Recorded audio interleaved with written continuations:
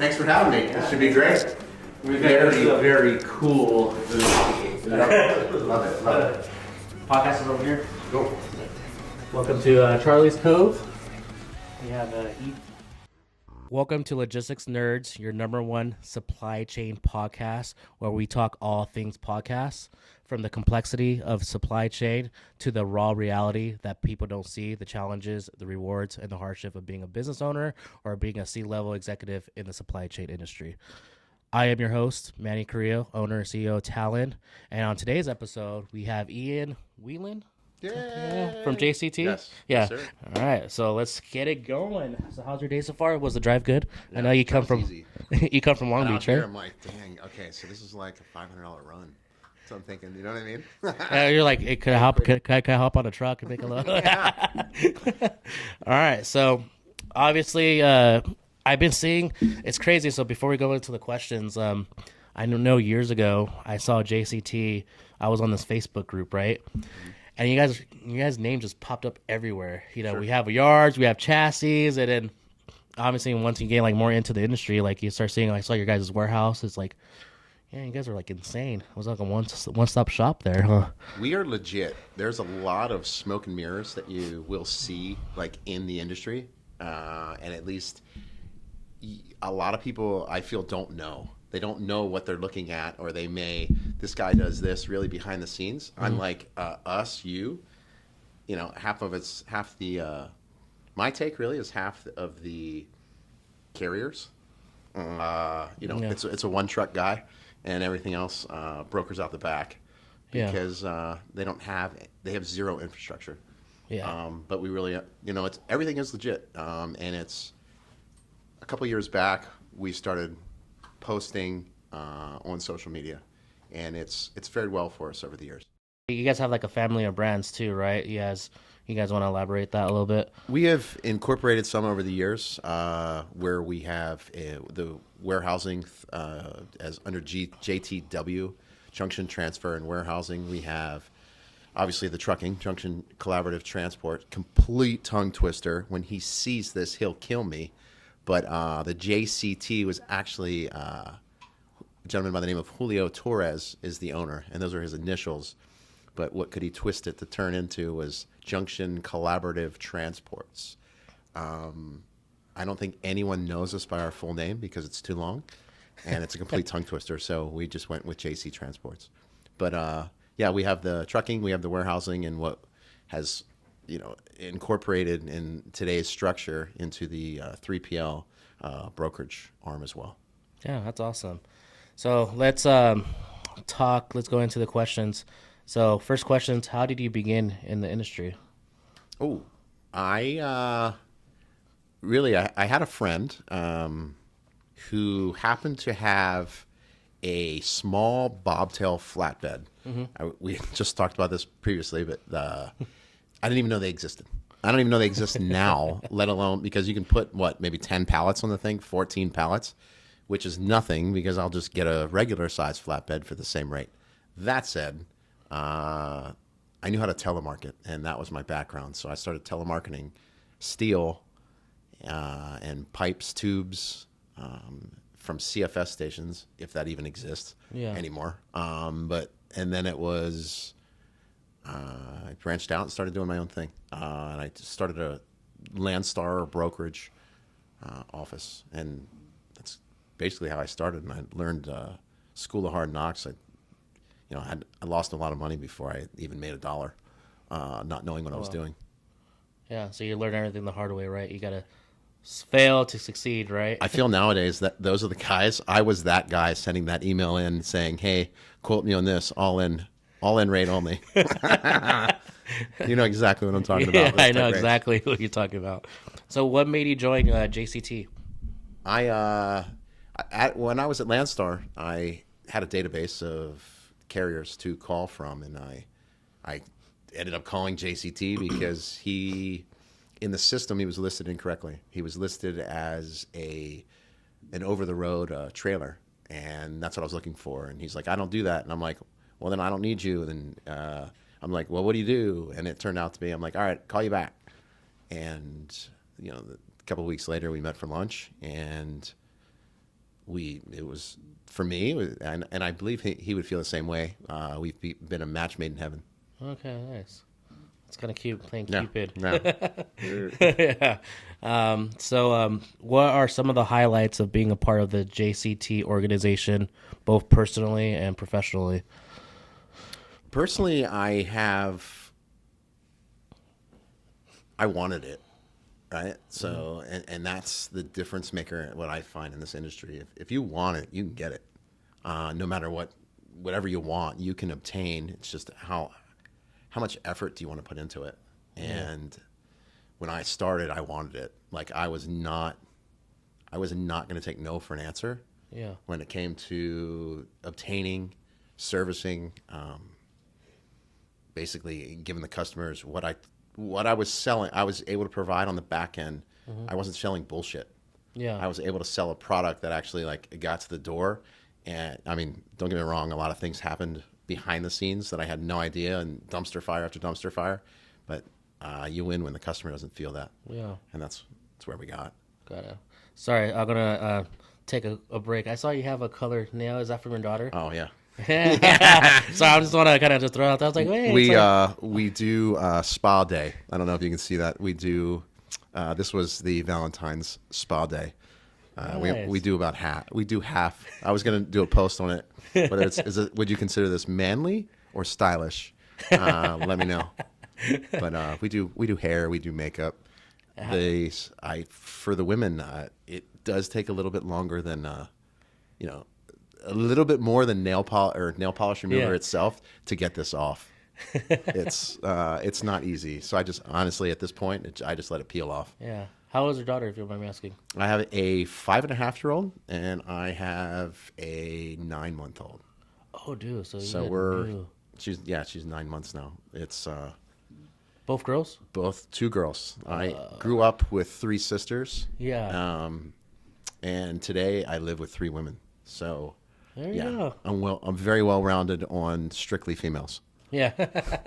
That's cool. I have a 8-year-old son, Logan, and then my daughter's going to turn 5 in March. We should probably do a play date with the girls. We're having a birthday party. I will tell you now, June 3rd, we have a unicorn coming to the house.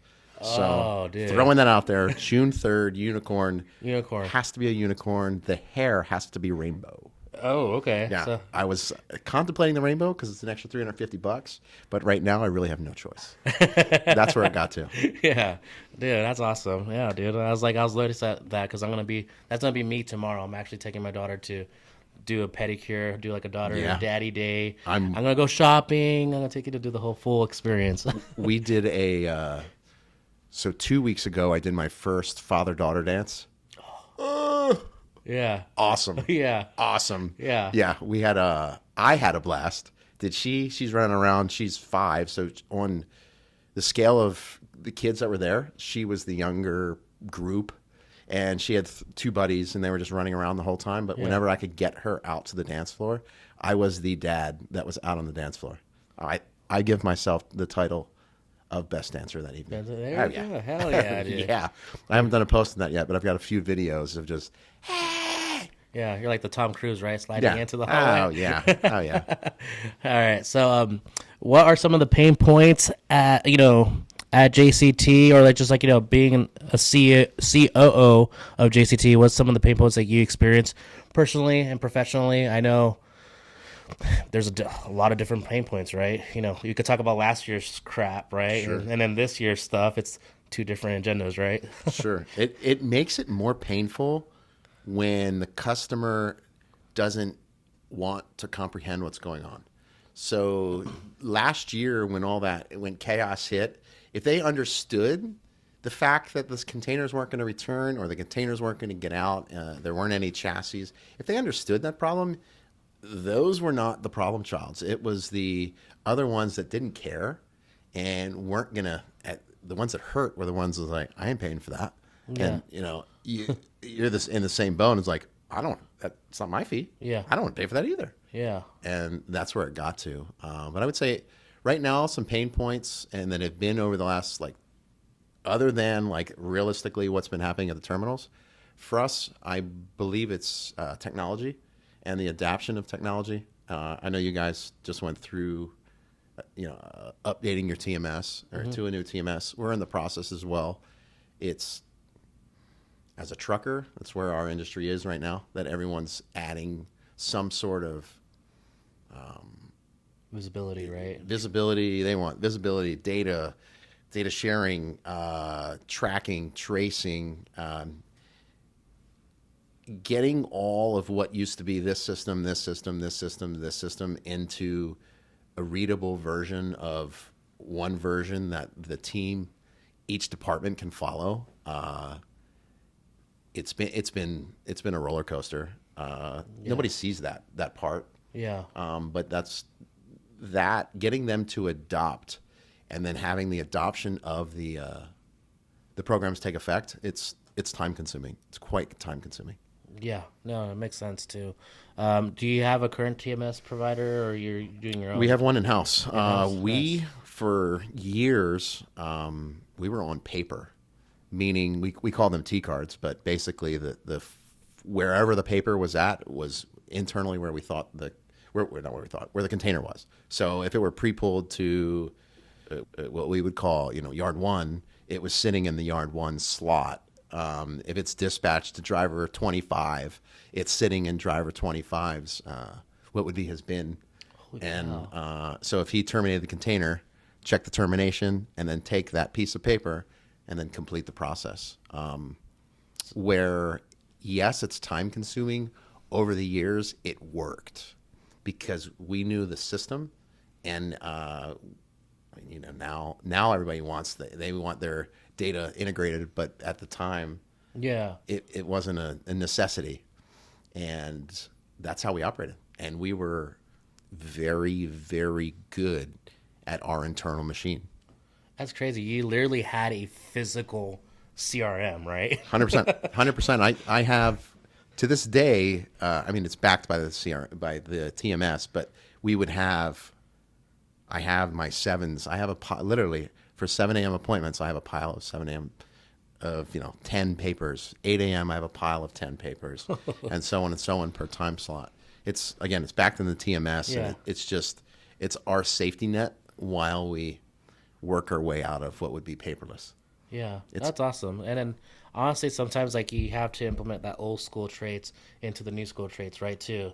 So it's always good. Even though you have the TMS system, you always have like you said, a safety net to rely back on, right?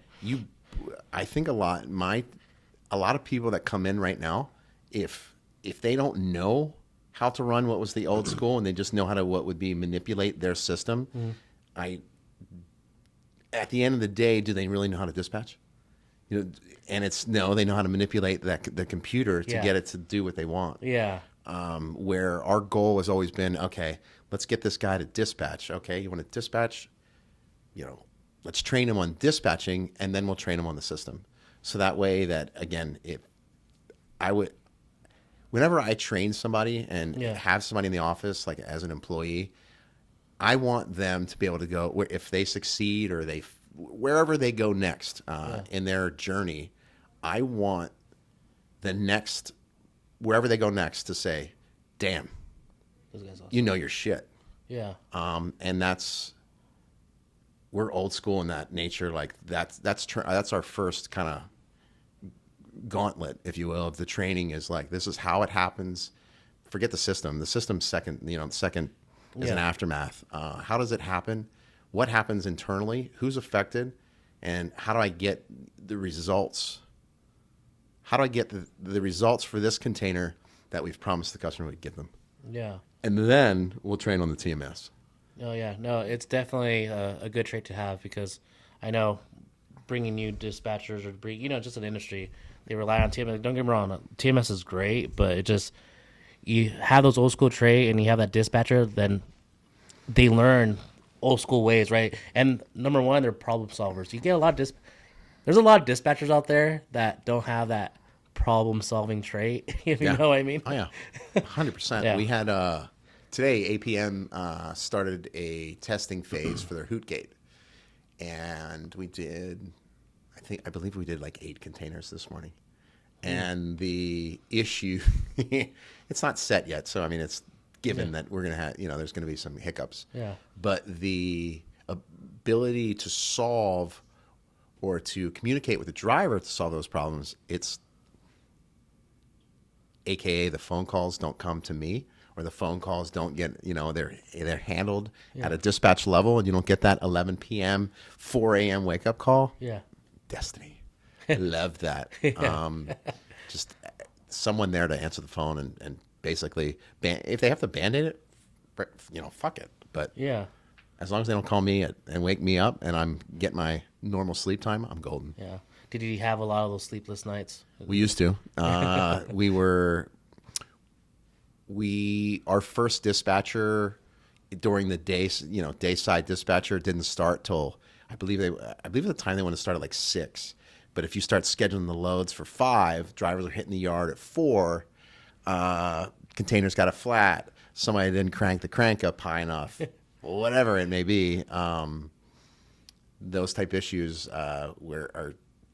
they're dream killers. You know what I'm saying? Yeah. I hate those too. Yeah. The cranking all the way Yeah. up, dude. Oh, you get a call like, we can't get this load out. We're here waiting, and you have to, find out like a forklift or at the. For a while, we had to get like a towing company. Yeah. Which sucks. Yeah. Yeah. But going on to our next question, any advice for someone that wants to start a company or want to get into the industry? What's your advice in jumping into the industry? For someone that wants to get into the industry, go balls out. That's my advice, is go balls out. You give as much effort as you can to absorb as much or experience as much as you can and as quickly as possible. What I know today took, is 8 years, 9 years to build.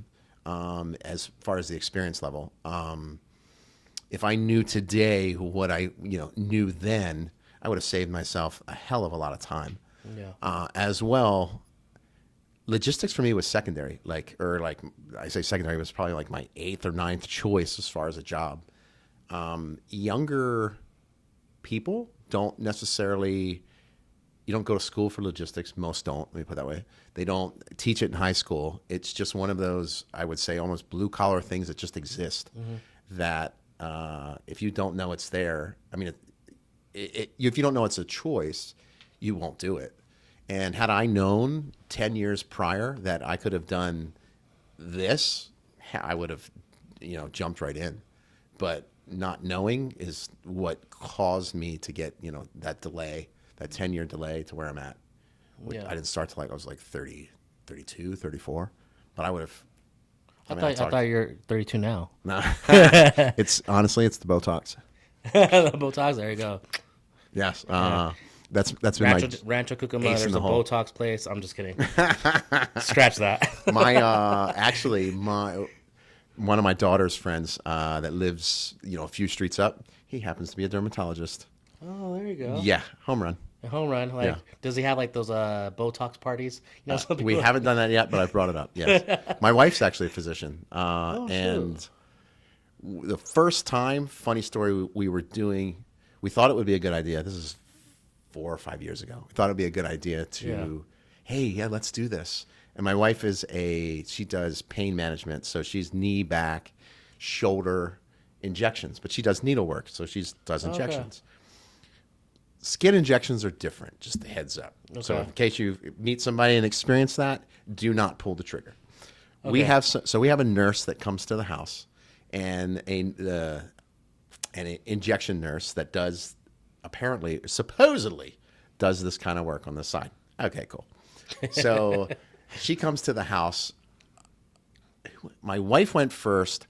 I went second. I'm sitting in the dining room chair. The needle touches my forehead, doesn't break the skin. I'm out. I nod out. I passed out, fall off the chair onto the floor to them just, are you okay? Are you okay? Are you okay? Yeah. And then I spent a half hour on the couch after that. Did not get the Botox. 4 years later, I'm ready to go. You're like, let's do it. Yeah. Let's go. So the first time that I go back to do it, she knows the doctor, so she calls him or texts them Yeah. and like, okay, this is my husband. He's gonna pass out.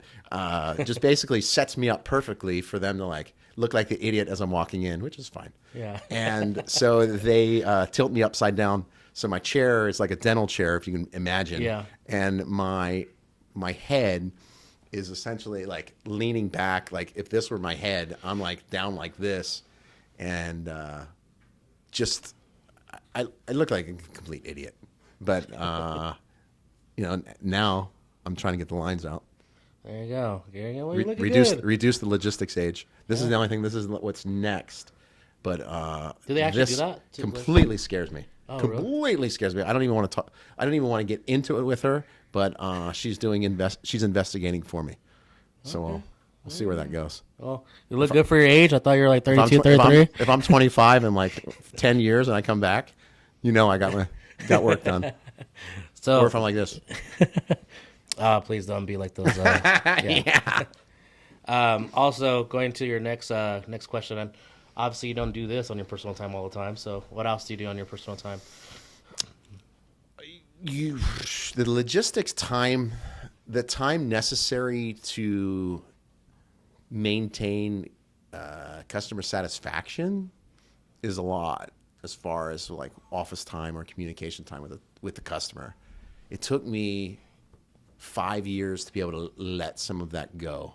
I was freaking out do I trust that person to do that, communicate with my customer, with what was my customer at the time, but like to continue that communication where I didn't have a lot of time, personal time. Yeah. I didn't, and it was something that I created, and that I've changed since my daughter's been born. The first one. So I've kind of been like slowly progressing to a more balanced schedule. Work-life balance. Yeah, it's in logistics. It's tough. It is tough if somebody calls at like 9:00 and to not answer it or to not answer it, see that they text, you're freaking out, but it's like, okay, do I answer it or do I answer it to my wife? And at that point, I'm like, it's not worth it.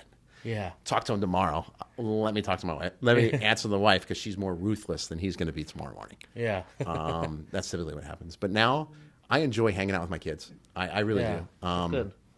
I do. Now that we have a younger one, my wife stays home with the baby, and I kind of do the bike riding. We're practicing bike riding now. We got an electric scooter. She really likes to like sit on the front, and we ride around Long Beach. Oh, that's awesome.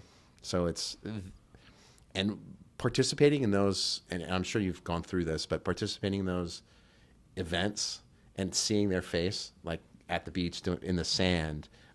We live near the beach, so it's kind of like more often, but like not a vacation, but like seeing their face during that, them playing soccer and like just the enjoyment on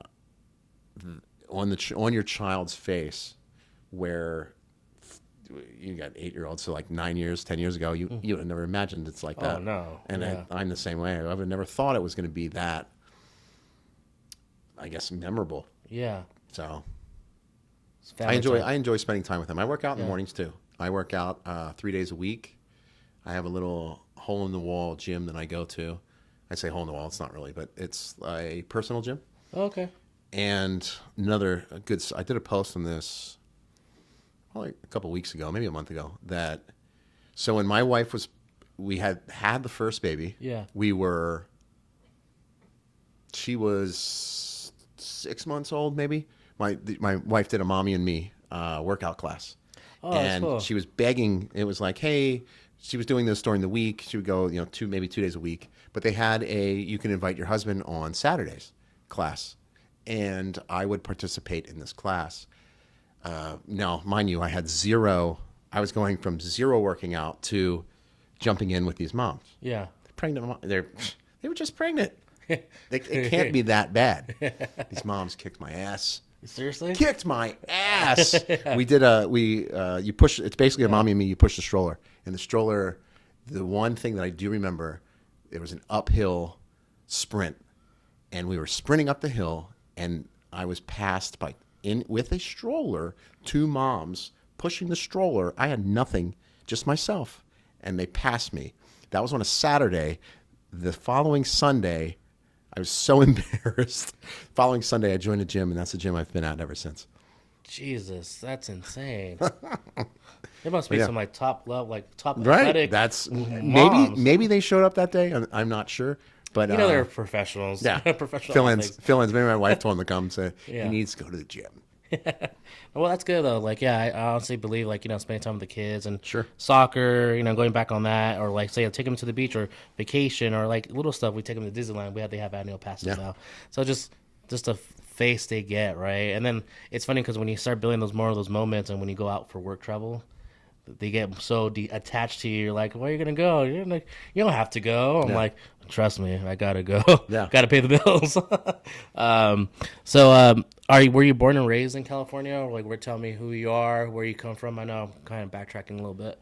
I was born I'm from Maryland originally. I Okay. grew up in a town called, it's just like here, Westminster. It's Westminster, Maryland. I believe at the time it was like a town of like 35,000, 40,000 people. Small town, small community. It was, for out here, it's tough to explain it to somebody, but out here, it's in Long Beach, I was 6 miles to the nearest grocery store.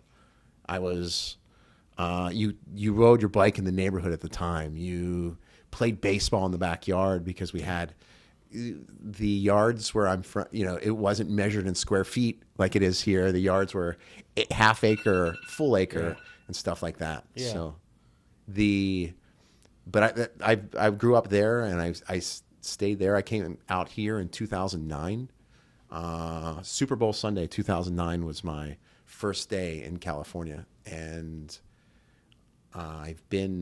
when I first moved here, the guy that I was working with at the time, he lived in Long Beach, and I actually moved into his place, and shoot. he moved in with what would be his fiance, and I haven't left Long Beach since.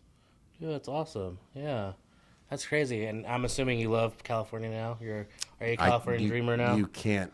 Those not here think that it's sun, surf. Why? Because I wasn't here for a long time. But it's sun, surf, bikinis. That's what you picture, and half of that's true. But the other half is like it is a real place, and it's just warmer than everywhere else. Yeah, yeah. Maryland's And it's not humid. yeah, that's true. Maryland's pretty cold, I'm assuming. I would say Maryland. That's a tough one. Like it is. If it gets cold, it's like 25 degrees is like really, really cold. Yeah. And then but a normal cold, it stays above freezing. It's kind of like that cusp is Virginia, Maryland, where it snows north of Maryland, which is Pennsylvania, like halfway up, and then it doesn't snow. It's kind of like they call it the Mid-Atlantic, but it's kind of like the middle. It was the cutoff between whether we got snow or we got rain. Yeah, that's crazy. So, I was gonna say, how is JCT connected to the supply chain industry? But I think you probably answer that, or you I want to say we were elaborate? connected now by the TMS that's coming in play. But we do, yeah. It's how we're connected is through. If I call somebody right now, I call from a sales perspective, we lead with the trucks. So we lead with we do drayage trucks, and then if the trucks happen to as an ad hoc, if that person needs warehousing, if that person needs transloads, if they need truck broker, airport pickups, whatever it may be, if they need any of those pieces, it's not typically what we lead with. We'll lead with the trucks, and then those are like to Value added. yeah, to basically keep them to stay. Yeah. If I can get them not to go somewhere else to do, we have flatbeds for damaged containers, just strictly for damaged containers. So if somebody has a damaged container, we pull it. It's not something I sell, but if the core customers have that problem, sure, we'll fix it. Just to not get them to go outside what I would call the circle. Yeah. So you want to provide like a deck of JCT, like how many trucks you guys have, warehouse square footage, kind of highlights. Sure. we have 240 trucks. We did, let me say, at the end of 2022, we had 240 trucks. We have 3 warehouses. Our main transload facility is in Long Beach, right off the 710. We have a facility in Compton, and then we have a cross dock in Fontana. It's got 64 doors, I believe. Oh, shoot. Where now we have 5 yards, totaling 1,700 parking spots across California. 3 local to the ports, and 2 in the Inland Empire for what would be distribution type accounts for storage. Damn, you guys are just one, like you said, one-stop shop, right? So That's the goal. Yeah. We have a couple of flip machines. We have, if realistically, how we've been growing and over the years is if we didn't do it, we'd buy the equipment. If we didn't have it, we would buy the equipment to do it. And then that's where we've gotten today. Other markets, much like yourselves, is the next step, and that will be coming. Our next market, which should be Chicago, end of 2020, third quarter 2023, or early 2024, will be our next adventure. Are you going to be out there traveling to Chicago? Depending on how often and for how long my wife lets me. My over the road trips are usually I go in the morning and I'm coming back out that night. Oh, wow, those are quick. We're hardcore. That far, it depends how far away. Yeah. I'm kidding, but Vegas I would go out in the morning and come back that night. Yeah. But it all depends. Yeah, we're gonna do it, and I think with the TMS and everything being connected, I think it would help. It will greatly help the expansion. So it's all basically all these pieces are coming into line at the same time, which is great. So just to give you guys a little insight, this guy is the chassis. What you call yourself, the chassis king, not the chassis king. I know because you guys I seen your guys' posts on LinkedIn. I was I would almost say the chassis asshole because but we have a lot of chassis. We have a lot of long-term lease chassis that we maintain and keep in the yard. And I say asshole because last year, and I may get some people hating on me for this, but that I'm actually telling them why I did it. But we would park some of the chassis along the 710 just on purpose. And they were the bare chassis and they were stacked, and we'd stack them along the 710 just because we had them. And it was the easiest to advertise that we had them because at the time, the port chassis were gone. Yep. Everyone had a box under their chassis, or they were maxed out.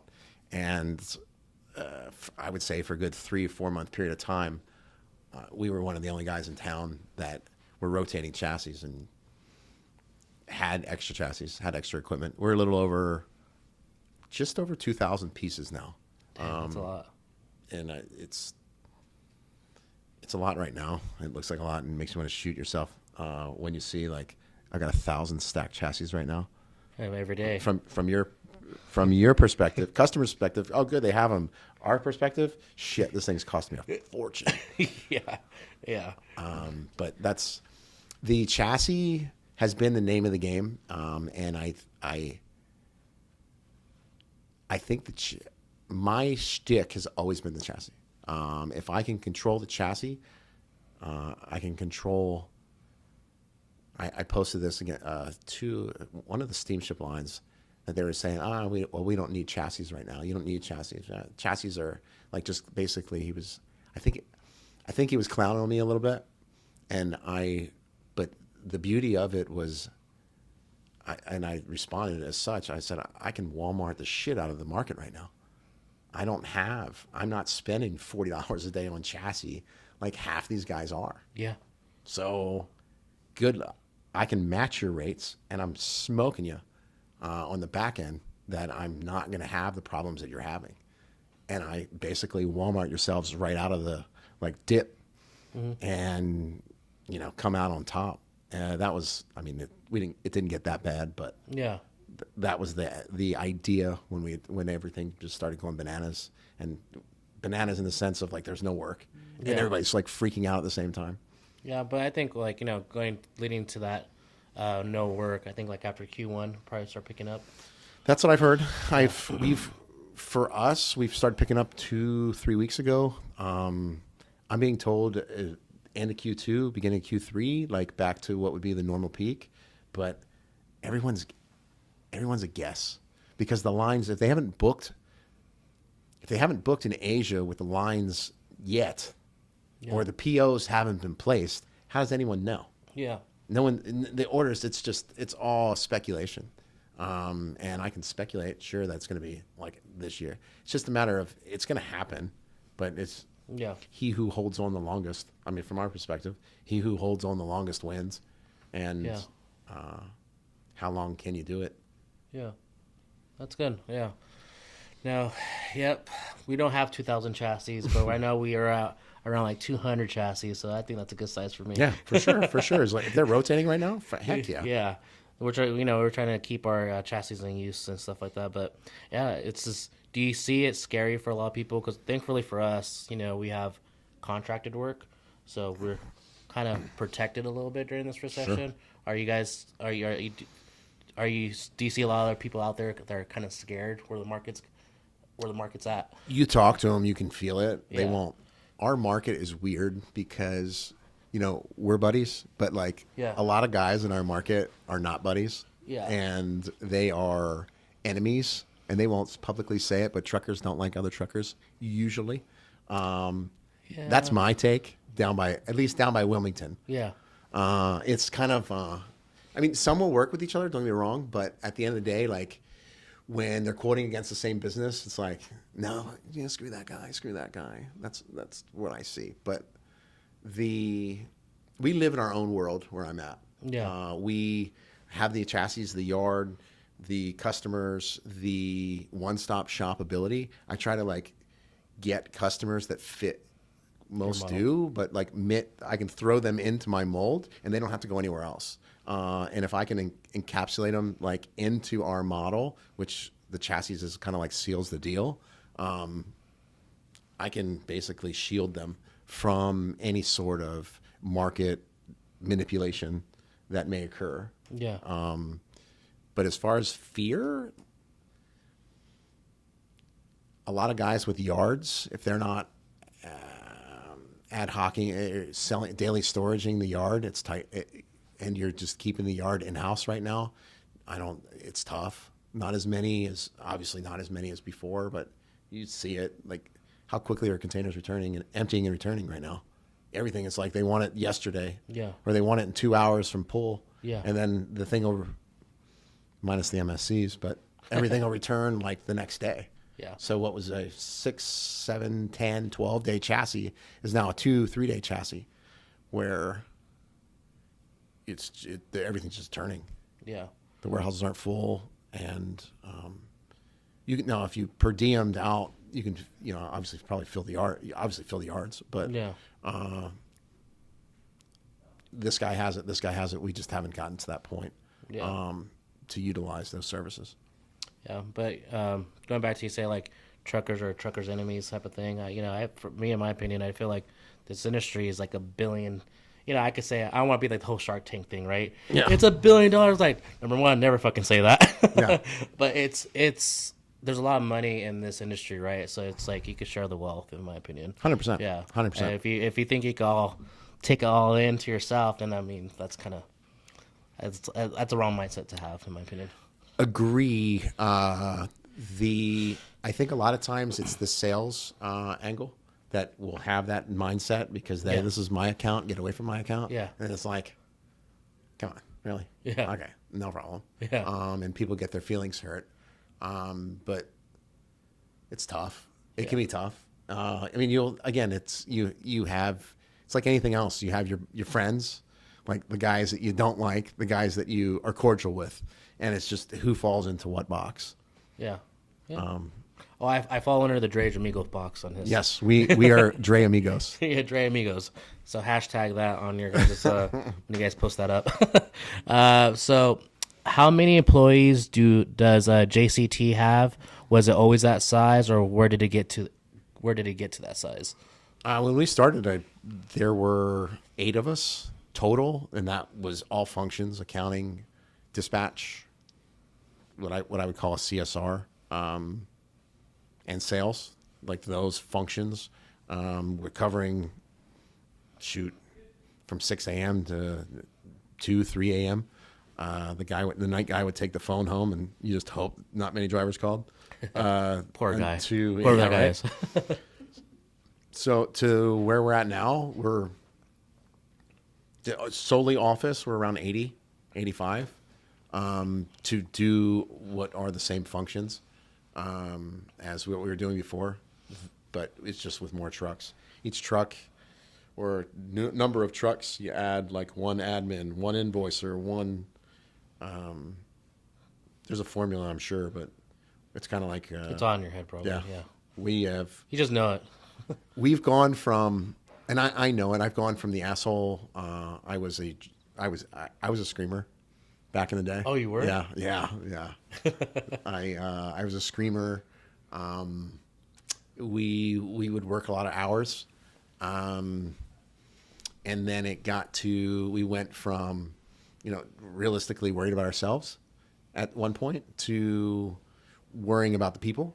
And then once that kicked in, and that's 5 years ago, but once that kicked in, it was okay.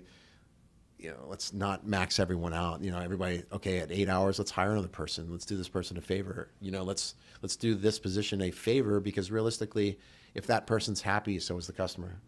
And the work that they produce, and it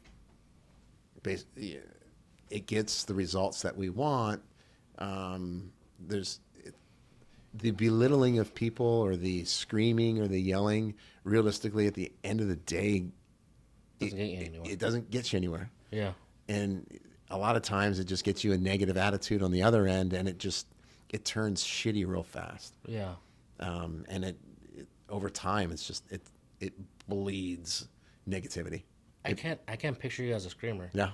Yeah. No, That's for I sure. really was. I really was. Were you like a mean face too, or was it more of like, did you turn from happy to mad really quick, or was it just like? I would broker out our dispatch department. I'm sorry, your appointment time was this. Why aren't you there? And then I would lose it. And then what I learned over time, and this is something that Julio taught me as I grew, was that time, or that, it realistically was my fault. Yeah. It was my fault because I had the nerve to set an exact appointment at 11 o'clock in the afternoon, of which he's not going to hit. Yeah. Why am I setting that to get pissed off? Yeah, you're setting set it up to fail. Yeah. 100%. Yeah. So now that 11 o'clock appointment is, no. We don't take exact appointment times at 11, because I know we're not going to hit it. When would he be there? He'll be there between 12 and 3. Yeah. How does that sound? And 9 times out of 10, if you ask, or if the broker were to actually ask for a doable time for the truck, they'll take it every day of the week, really. Yeah. 9 out of 10, they're going to say, yeah, no problem. It's that one that you got, okay, now I've got 10 that I can fit in. Now I've got the one problem child. I can narrow down one problem child over what would be 200 loads in a day. Okay, let's do that 1 and 11. Yeah. Well, now I've got everything else at 11, 12 to 1,500, and I'm hitting all the appointments. Yeah, problem child. Now I'm not pissed. You know what I mean? So it's not. Yeah.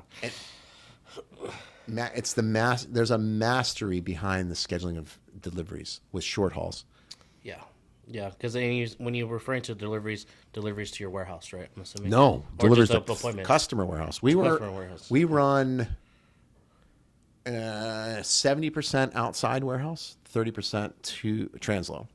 Okay. So 70% of the loads, those wherever they go, that 3PL, if he's going to take in an exact appointment time or a window, and not obviously you don't pigeonhole yourself into too many live unloads, or you're setting yourself up to fail. Yeah. So going into the next question, I know we talked about, we haven't really talked about this one. So being in logistics, what's been your worst year and your best year? Worst year screaming? Worst year was when I started, I was and this is like most. I didn't listen. I didn't listen to people with experience, and drove myself nuts because I was agreeing to customer wants based on what the truck could do, Yeah. not agreeing to what the truck can do. And a lot of times you can easily correct, like we were saying just now, like you can easily correct the customer or sell them into what you can do versus what they want. And because if you start delivering containers based on what the customer wants, you're going to run yourself into the ground. Yeah. Because you're always people pleasing, and you're not driver pleasing. Yeah. And when I can I like that. design the day based on what I know he can do, I win every day of the week, so long as it's designed properly.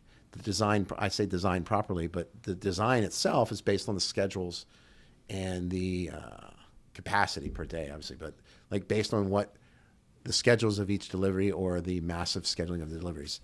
That learning process took me, I would say, my first 3 or 4 years of being in it.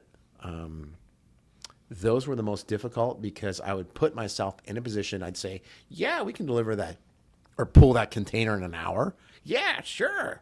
Well, I didn't do any of the homework to give that quick yes. Now I've just buried myself into 3 hours of like, not only putting my foot in my mouth, but fixing something because I was forced to fix it. If I screwed it up, I had to fix it. Well, I screw up the whole process in the beginning, and it just sucked 4 hours a day out of my life. Best year, really. No BCO would enjoy hearing this, but everyone above or before them on the food chain, last year was really good. I think for a lot of people, right? Yeah. The last couple of years have been inefficiencies in our business are what Drive that.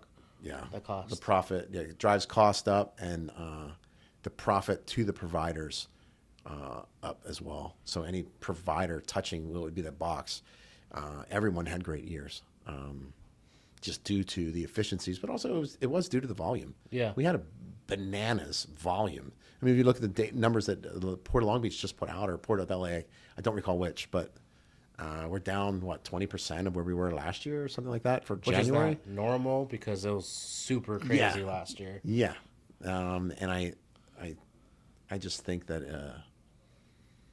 it was just the volumes were nuts. They were just completely nuts, and nobody, whether it be efficiencies or inefficiencies, it's just you couldn't turn the boxes fast. You could not physically do it that many times, or guarantee that many pulls per day. It just wasn't possible. Yeah, no, that is true.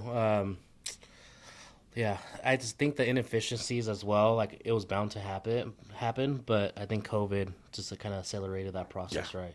So Recipe for like disaster. yeah. So we're not saying have COVID happen again, but Yeah. we're not saying that. You can edit that one out. What's your end goal, by the way? What's your end goal career wise? My career goal is to be financially sound. That's my goal. How do I get there? I get there through giving a fuck what the customer wants. That's how I succeed. Yeah. Now, that said, my financial freedom is so that, and I don't do enough of this, and I really should, the vacations where you want to go. And it's not necessarily like extravagant vacations, but more so taking a vacation, taking the time off, going to the beach, my mental picture of a vacation is the beach. That's why I said that. Yeah. But going to Hawaii is where we have been going the last couple of years. But doing we want to do Europe, Greece, England. That's where my family's originally from. My wife's Persian. Oh, nice. We will not go to Iran. I put my foot down on that one, but we may go to places around it like Turkey or Close enough, places right? like that. Yeah. Yeah. So being able to do that, that's where I want to get to being able to be comfortable mentally to take the time off to do those things Yeah. and to really just check out Yeah. and relax. Which is hard to do. Very operationally, it's very tough in trucking because I don't know how many hours a day you guys are moving, but it's like I've got someone in the office right now 22 hours a day. So someone at 22 hours a day, and I'm sure you're similar, like someone's touching, especially now you got those yards, but someone is in that yard or something could go wrong 24 hours a day. Yep. And that liability or that potential risk of something happening is what tends to keep you up at night. Yeah. Yeah, we'd have someone here 24 hours, 5 days a week. Obviously, weekends we have someone working, Sure. rotating. And then yards, we have security there every 24/7. And you just never know. Someone might go in, jack a CPU for a truck, or start breaking seals. But hence the reason why we have 24-hour security. And we actually have people actually patrolling those yards because there's a lot of shady people out there. You know what I mean? We have a yard in Chino, yard in Fontana, and what you see on the security cameras sometimes, it's amazing. Like the guys that will externally patrol your yards, like they will walk up with one of the yards is by this like a river, what I would call a river, but it's not a river. It's Like a like riverbed? cement riverbed. Yeah. Like overflow, and it's the homeless that walk up and down, not necessarily patrolling our yard, but like they're walking up and down just the riverbed. Long Beach, downtown Long Beach is the same way. They're up and down. You see encampments. It's security's the name of the game. Securing making the customer feel secure. Yeah. Do you check up on the other warehouses like in Fontana, Chino? Do you drive? Personally, no. Julio does that, and he's Oh, okay. Edwin. There's a gentleman. We have a chief security officer. We actually just recently hired a gentleman that was ex highway patrol, Shit, and was okay. in their insurance theft division or freight trailer theft division. Yeah. So we've brought on some very knowledgeable people of recent that have a lot of good contacts, and that I've found success in that in the last. Some are new within the last 2 months, but Edwin Rubio runs our security, and he was in a previous life was a security guard, police officer as well, and just the knowledge of having someone like that that's looking for the things like I'm not a security guy. Like, Yeah. I'm a telemarketer. I'm a sales guy. I'm an ops guy. Yeah. But I'm not like looking for the security functionality of like how a load comes in. But having someone on staff that knows how to do that is just icing on the cake. I gotta meet that guy. I come from. I was a site supervisor for LA Barden. Okay. Okay. So I was security before Sure. I did this. So observe and report, guys. Mall cop or whatever. What's that big dude in that movie? But anyways, Kevin Hart, Yeah. Paul. Yeah, there you go. Yeah, observe and report. That's always to say observe and report. So I know we answered a couple of these questions already. So what's been some of the highlights working at JCT? I like the relationships. I have the relationships that I have with the customers, with those in the office, those outside the office, developing a system, and the relationships that evolve through developing the system is kind of like what I think is my favorite thing, because there may be a process, but when you have a process for when you, just like when you started, like you have 5 guys, you have a process for 5 guys, you can fix it. Like you're like, no, you do this, no, you do this. Well, as you scale up the process, it gets more and more difficult to add people and have them into the process and understand the process, because you've got what would be instead of 5 people that can potentially send you sideways, now you got 15, now you got 20, and they're all just jamming into the system with TMS or what would be a paper. They're putting the paper in the wrong bin, that kind of stuff where they could cause potential errors. You cannot say that it's a glitch, by the way.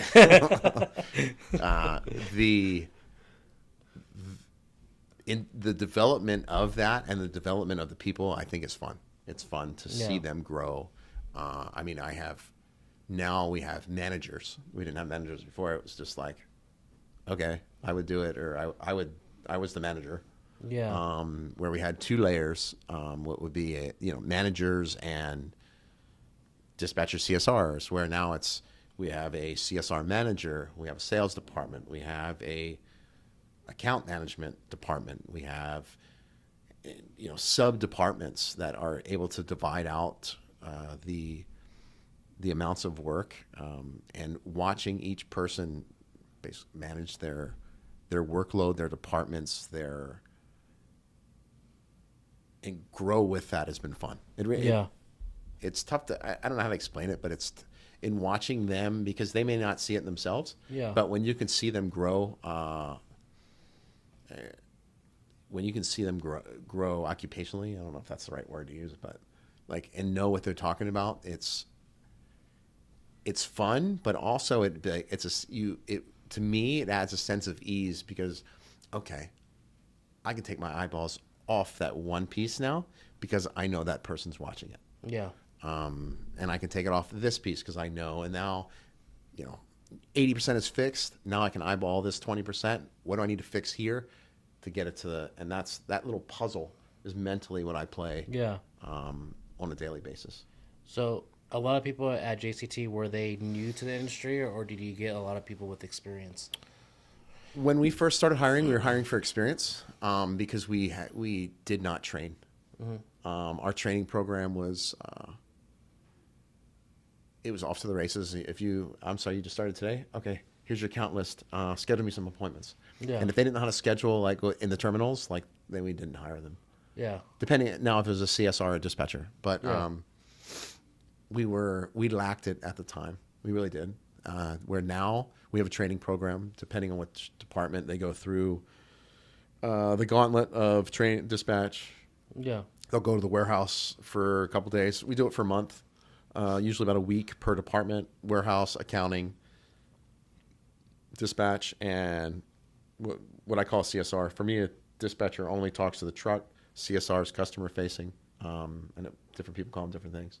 Yeah. But that's what so we get each person that comes in now a full on training for what they're doing, and then they become a trainee for a period of time. We usually it will go 3 months to 6 months, somewhere in there. But if they're ready, so to speak, before then, we would cut them out. We would let them go, and okay, you're ready to be on your own. Yeah, exactly. Now, and that's where we're at nowadays. We'll hire with no experience. Yeah, that's nice. I actually did the opposite. Oh, yeah? Everyone here was new. Sure. And then obviously I have Alex, he's my VP of operations. He actually came from Panda Express. Okay. And he started as a night dispatcher, worked his way up to, VP. And everyone had no experience, and now everyone here now has about 2 years experience or less. And then we just got Geo Mars. I'm pretty sure you know who that guy is, right? He's Insta famous. Yeah, for sure. I'm not sure really Insta famous, but just messing. It works. It works. But that's where we're pivoting that route now. As we're scaling, we want to start bringing in more people with experience now, because it is a pain, especially not having a training process and training someone. 100%. If you don't, if you don't have a process, and then you start trying to add the process as you go, it'll suck the time right out of you. Yeah. Where I was at a point I was scared to bring new people on because I didn't have the time to train them, and I didn't have a process in play. Yeah. And I'm SOP. What do I do? What do I do? Because I knew in the back of my mind, if I bring them in, that's going to suck up 3 hours out of my day. I can't do that right now. Yeah. I can't. Yeah. And it hurt us at the time, but it also and this is anything in logistics, stuff forces your hand to do something, and then you do it. And that's the name of our game. Yeah. It got to that point where it was okay, I need a training manual. I need a departmental guide. So we an employee handbook, those type of things. And Oh yeah. so we started implementing those, and with those you can bring in, you can compete with different national talent, if that makes sense. Like, I mean, we're local, like a CH Robinson, like they've already gone through, I'm just saying the name, but it doesn't matter. It could be any big boy broker. They have like a process, and it's those processes internal that we don't always have. Yeah. And we're like, okay, yeah, just come on in. Come in first day, go log into the library and chrobinson.com. Yeah. And then, all right, you want to talk about safety? Here's an 8-hour Yeah, course. yeah. And you're going to have this from 1990, this guy named Bob. Our safety was like, don't get hurt. That was a safety. Yeah. Don't hurt yourself. But yeah, it's like we don't have time to do all that stuff. But kind of, I know it's not on the list, but what's your whole intake of EVs, trucks? We have them, or excuse me, we've committed to some. I don't know where it's, obviously it's going to be forced upon everyone over time. I don't know where it's going to actually go.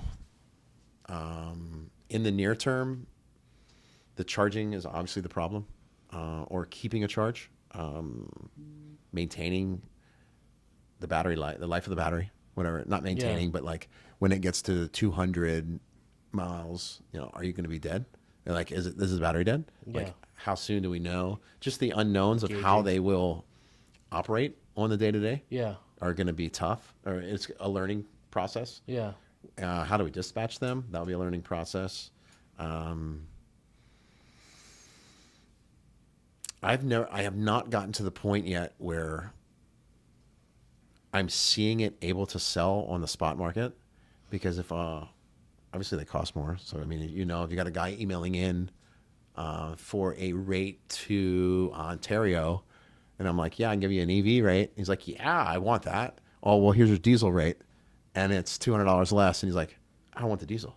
And it's like, yeah, probably you do. Yeah. It's just the market we're in right now, where it's price sensitive. So it's tough to like offer those that don't necessarily want it a cheaper option, or excuse me, a more expensive option. They don't. The customer base I have doesn't necessarily want it. Oh, they don't want it in the short term. At the moment, my model is broker model, broker forwarder model. So they're an intermediary between those that may want it. Yeah. So my sell is not just would be a direct sell. Like, as far as why they would need it to the direct BCO, would be me relying on the customer, direct customer, to sell to their customer. Yeah. Where that little, I'm relying on them to sell it back. So far, I don't have any takers. It's not to say, I do have some interest in dedicated electric. I have seen some of that, and that's, to me, what makes the most sense right now. Yeah. When you can dedicate it to a particular customer. Yeah. And have it run on their stuff. That's, I don't know what's your experience. Well, for me, I'm not looking at it from that perspective, but I know everyone's looking at their EGS goals, right? So I know a lot, because like we work with a lot of like Starkist, Bumblebee, a lot of food accounts, and I know they're starting to look for that perspective. Like we just got our MBE certification, so that kind of gives them a little tax advantage, right? Sure. So we send them that, and I don't know how the EGS goals are, but I just know it's going to play out. But at the end of the day, it's like, if we're going to buy more diesel trucks this year, when in 2024 you cannot buy no more diesel trucks. Yeah. So I know we're in the process of doing the 2 Nikolai trucks right now, the EV trucks, but I'm not sure. I'm a big fan of. I'm leaning towards the hydrogen. Personally, I'm not. I haven't seen those. I just haven't seen them. On our end, I don't get into the equipment, the asset side for the equipment too much, but I know. Are you part of the Nicolas down that have the charging stations down by the terminal, like Port of Long Beach, or are you going direct? I'm going direct, so I know I'm doing some with Nikolai directly, and I know I'm in the process of talking to Forum Mobility, Yes. which they have those Yeah. bundle packages. So we're doing some of those too. So we're in the process of that. Same. We had spoke to Watt EV. Oh, why? Okay. That's who similar, I believe, Yeah, setup. they're Yeah. competitors. Yeah. They would be Volvos. I don't know what your Okay. Generation 2 Volvos is what they said they were. Yeah. Ours is Nikolai's, I think. So. Yeah. Nikolai, has some stuff at the terminal charging, like, again, the lease. I believe it's a lease program of some sort, but it's not through them direct. But we had them. We did their little when they did their tour. We were like, yeah, bring it to the yard. I mean, it was fun to drive around the yard. No, yeah, yeah, it's actually pretty cool. So Yeah. the Nikolai trucks Yeah. are like, they look like a little big ass iPad right there. Yeah. So, which is nice, and it was crazy the parking brake. You notice that? I did not. Yeah. So they didn't have a button or like a parking brake. You actually step in the middle of the floor to release the parking brake, which is like in the ground, Sure. which is weird. But, anyways, so if you had a magic wand to fix the industry, what would you do? No. See that on a macro scale, I would find that tough to do because I'm not looking. Honest answer, I'm not looking to fix the industry. Yeah. I'm looking to fix our company and what we do and to build success for our customers. Yeah. So my magic wand is the ability to manipulate the systems, how we operate, what we do, and I'm sure you're the same way. Like that, if you can manipulate them in the best interest of the customer, all while treating them fair, you win. And you kill it. Yeah. That's my goal with the magic wand is to get This perfect model with your customer. exactly and Yeah. to keep them in my bubble because I know, like, if the next guy down the street's screwing up or unable to operate, I saw something on my way in here that was to do with the port-wide appointments. Yeah. And I'm thinking when I'm reading that is, if they don't know how to use the appointment systems now, shame on who's training them. Shame on them. Yeah. Like, it's not because they're not training them properly. Like, we're going to incorporate this main thing, so it's basically Makes it easier, right? so it'll make it easier for everyone. And I'm like, touche. I mean, yes, it will help the industry, and it would be a magic wand for that piece of the industry. But at the end of the day, like, my difference maker is my ability to manipulate what I need to manipulate for those that I work for. Yeah. And it makes sense, too, because, like, I know with our current customers, there's always been issues. That's the reason why we're in Texas now or Georgia, South Carolina. They had issues there. Sure. So I was like, all right, they have issues. How can we fix them? And then now we're like, okay, how we start noticing that's like that's not just with our existing customers. Like, there's a lot of customers out there that don't have the eyes and ears of our little bubble, right? And then they're getting raped on these charges or getting, just getting taken advantage of, right? Correct. That's a key word is getting taken advantage of. Because I know at the end of the day, like, that did I do the right thing? And since day one, I'm hustle. Yeah. I am 100% hustle. I do the right thing. I do it right. And I just keep going. Yeah. But if I continue to do the right thing, just like you, they will come. It's just a matter of how quickly and how many, and can I grow fast enough to support them? Yeah.